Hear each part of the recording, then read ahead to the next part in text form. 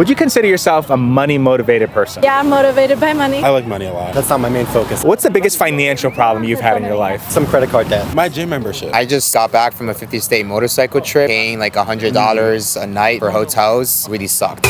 Today we're stopping New Yorkers in the streets and we're guessing New Yorkers' incomes. Share your name, your age, and where you're from. I'm Sabrina Worth, 35, New York. Do you consider yourself a money-motivated person? Yeah, I'm motivated by money. Would you say that money could buy happiness? No. On a scale of 1 to 10, how happy would you say you are? I'm pretty happy, I would say. I'm at a 10. You're at a 10, wow. Okay, 9.5, because there's 9.5. always room for a little room for improvement. Yeah. What would you say that little room for improvement could be? Let's just say if I won that lottery yesterday, I would be at an 11.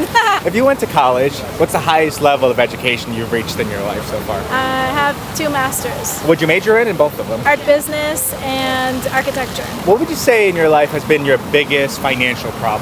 I guess the career that I chose, which is in the arts, is a little difficult. So if I had gone back and done more business courses or maybe tried finance before, I think that might have been a better choice. I'm gonna try to guess how much money you make now. I want to say $79,000 a year. Too low? 115? Yeah. Okay. Well, ballpark. Awesome. What do you do? I'm an art curator. Curator. Okay. Yeah. I work with collectors, art collectors. I represent artists, people looking for building up their art collection. I help people to understand how to collect, and it's not just about investment, it's about buying for what you love. Can you share your name, your age, and where you're from? My name is Dylan. I'm 19 and I'm from Staten Island. My name is Elise. I'm 19 and I'm from New Jersey. Would you consider yourself a money-motivated person? I am. I like money a lot. Half and half. Would you say that money could buy happiness? It can buy happiness. I don't know that yet, but in my hopefully experience, I wish it can buy my happiness though. It can buy mine. What are you majoring in currently? Criminal justice. Criminal justice. Are you guys going to become lawyers? Yes. All right, there we go. What's the biggest financial problem you've had in your life? My gym membership. Okay. That is the only thing that kills my bank account, honestly. Okay. I would say my subscriptions. So I'm going to try to guess how much money you guys make. So obviously you're in college, maybe working part-time. So I'm going to place both of you around $12,000 a year. You hate me that much? Wow, you guys are really working then. You guys are really... I am a manager at Taco Bell, so I get paid $36,000 a year. Wow, so you're working full-time while in college? Yeah, I work full-time while in college. Wow, that's grinding it out. It is. How about you? I work for the school. I don't know. Okay. I just take my money in. Okay, what do you do there? I work in the library.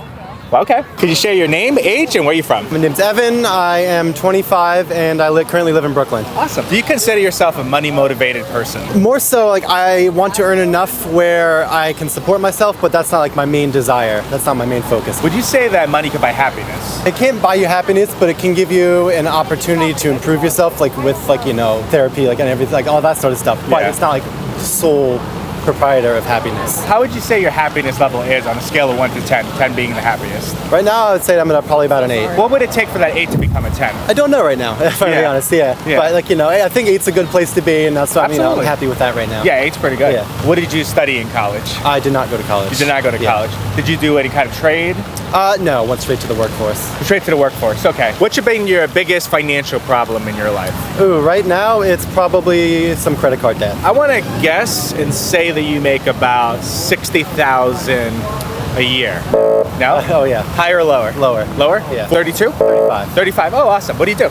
I make jewelry for a living. You make jewelry? At a company in Brooklyn. Yeah. Can you share your name, your age, and where you're from? YB, I'm 28, and I'm actually a native New Yorker from Queens, New York. Would you consider yourself a money-motivated person? Absolutely, since day one. Yeah. Can money buy happiness? It can help buy happiness, but it can also hurt your happiness. So it's like a double-edged sword, but I'll say yes. How happy would you say you are on a scale of 1 to 10? Ooh, I feel like it's changing day to day. I don't know. I would say right now with my money, I'm probably like at a 7. Yeah. What would need to happen for that 7 to go to a 10? Make more. What would you say is the biggest financial problem you've had? Biggest financial problem? I mean, I just got back from a 50-state motorcycle trip and paying like $100 a night for hotels really sucked. What's the highest level of education you've reached so far? Undergrad. What'd you major in? I studied economics. So yeah, that's a big part of my day to day. I want to try to take a guess at how much money you make. Go for it. I want to place it at about $130,000. More than that. $170,000. More than that. 210,000? That's a good ballpark number right there, right on the nail. So, Yeah.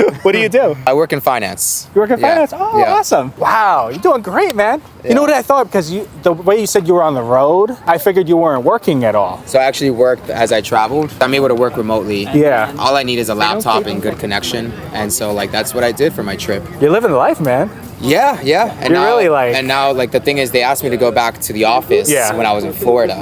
Mind you, I had just started my trip when they asked me to go back, and I said, you know what, like I need an extension, and they said until when, and then Yeah. I said until October, and then they were like, why? And then I kind of explained what I was doing. Like I'm on the road, and they're like, oh, we haven't even noticed like your productivity levels. Like we haven't even noticed that you've been on the road. Yeah. And they gave me the exception until October, and then now I just got back. But now I'm like, you know what, I don't want to be in New York, and I'm gonna go to Florida and just travel or whatever. So now I'm fully virtual. It's an interesting story. I mean, my thing was I wasn't just passing through all the states. I had to stop in every state and spend at least a night. So I did that, and on top of that, I also ran in every state. I ran in every state because I also had to fly to Berlin. For the Berlin Marathon. So I just got back from the marathon over there. Wow. But yeah, it's been a heck of a year. 2022 has been a heck of a year. That's sick. Like that's something you're gonna remember for the rest of your life. Absolutely. I mean, it changed my life. Like, I mean, it's not something that I'm gonna remember. It's just now part of who I am. Yeah. And it changed my perspective of things because of when you're in New York, you live in a bubble.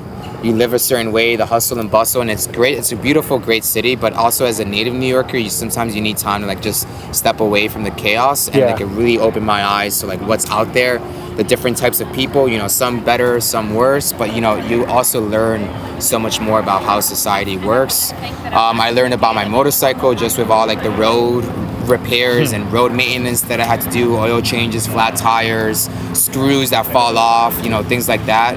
And then to your point, like we were talking about earlier, like there's like very limited light in like a lot of places, and like especially like with my schedule where I'm working, like, you know, I had to prioritize work, and then on top of that I had things to see and things to do during the day.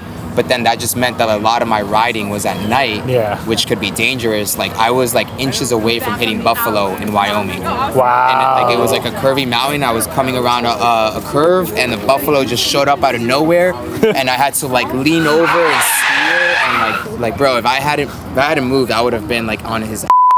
Like my face would have been tattooed on his. Wow. There was no signs of civilization there, so the next vehicle would have been like a half hour away. Yeah. Because it's like Wyoming, where everything is just so barren and stuff like that. Yeah, this is like where The Hills Have Eyes takes place. Pretty much, exactly, pretty much. Oh my God. Yeah, but it was a heck of a trip. Wow. Yeah. I'm jealous. I really am. Smash the like button if you enjoyed that video. Subscribe for future videos like this. And check out this video, which is the first time we went around guessing incomes in New York City. I want to give a shout out to Sean Rizwan for creating the first guessing incomes in New York City video. This video is a remake of his video. I'll link to it in the description section below.